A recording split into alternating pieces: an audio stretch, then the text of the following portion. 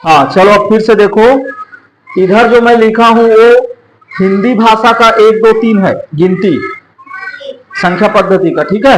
ये वाला 1 2 3 4 5 6 7 8 9 10, और ये वाला अंग्रेजी भाषा का है, लेकिन अभी हम लोग ज्यादातर इसी को यूज करते हैं, अंग्रेजी को ही, ठीक है। इसी से ही आगे जितना भी हम संख्या लिखते हैं इसी से ही बनता है। उसी तरह से ये है रोमन संख्या।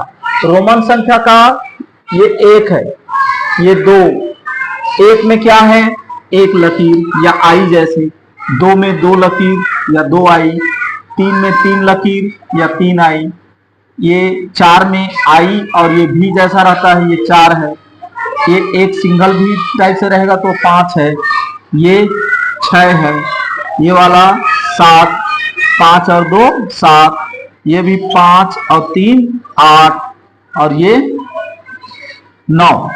ये 1 समाने 10 होता है, 10 में 1 कम कर दिया तो 9, ये इसी तरह से ये है 10। तो अभी हम आगे चल के और पढ़ेंगे ना, तो किसी चीज में इधर यदि लिखते हैं तो वो कम करने का रहता है, आगे अभी देखेंगे उसको कहां पर कैसा कम करना रहेगा, ठीक है। तो इसको तो हम जानते ही हैं, ये हिंदी वाला ये अंग्रेजी वाला संख्या को जानते हैं। आज हम पढ़ेंगे रोमन संख्या के बारे में टोटल। तो 10 में लिखते हैं हम लोग 1 1 से, 20 लिखना रहेगा तो डबल 1 से रहेगा, ये 20 है, ठीक है। 30 लिखना रहेगा तो ट्रिपल 1 से रहेगा, ठीक है।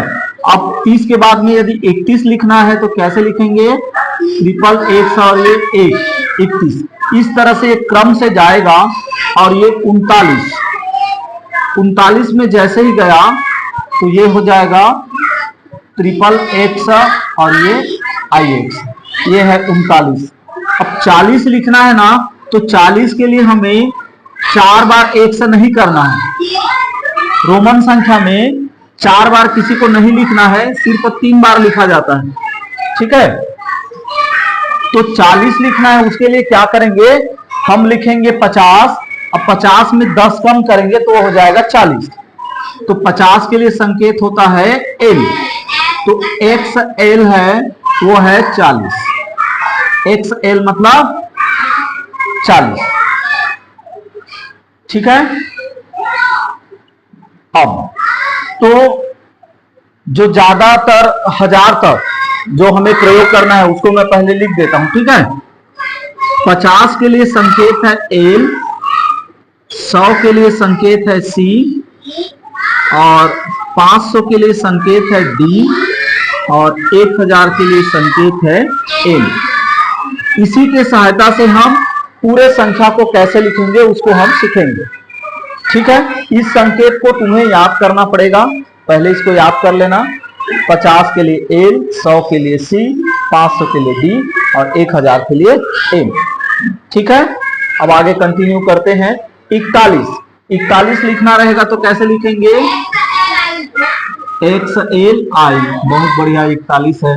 42 के लिए XL डबल I, इस तरह से। अब 50 के लिए तो समझ आ गया है, 50 मतलब L, ठीक है। अब 60 लिखना रहे तो L और X, ये 60 है। 70 के लिए L डबल X, 80 के लिए L ट्रिपल X।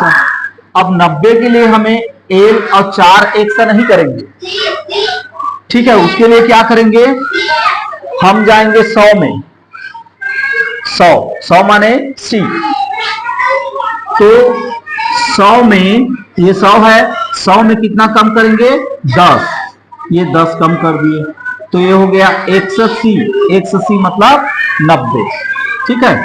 अब उसके बाद में फिर 91 लिखना रहेगा तो XC1, 92 लिखना रहेगा तो XC22, इस तरह से क्रम से जाएगा 99 तक, ठीक है। अब 100 आ गया तो 100 में क्या होगा, C, यहां पर पहले से लिखे हैं। इसी तरह से आगे क्रम से फिर रहेगा 101, 102, 103, इस तरह से जाते रहेगा। फिर हमें अड़चन होगा 200 में।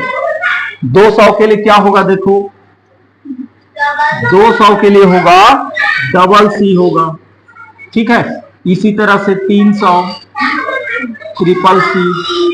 अब 400 के लिए 4 बार सी नहीं लिखना है। अब हमें जाना है 500 में, 500 का डी, और ये 500 में 100 को घटा दो, ये सी डी, ठीक है। ये सी डी मतलब हो गया 400। अब 500 लिखना है तो 500 के लिए संकेत है हमारे पास डी, ठीक है। ये 500 हो गया। अब 600 लिखना है तो उसके लिए होगा डी सी।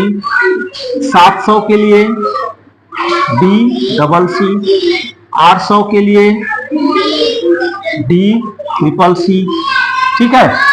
अब 900 लिखना रहेगा तो कैसे करेंगे? 1000 का संकेत हमारे पास है एम। अब एम में हमें घटाना है 100, 100 इधर है, ये सी, ये सी घट गया 1000 में, मतलब 1000 में 100 घट गया तो ये हो गया 900, ठीक है। अब उसके बाद है 1000, 1000 के लिए होता है एम। उसी तरह से हम 2000 के लिए करेंगे तो 2000 के लिए डबल एम हो जाएगा कि नहीं? 3000 के लिए ट्रिपल एम हो जाएगा। इस तरह से हम 3000 तक रोमन संख्या समझ गए, ठीक है। Okay, that's all.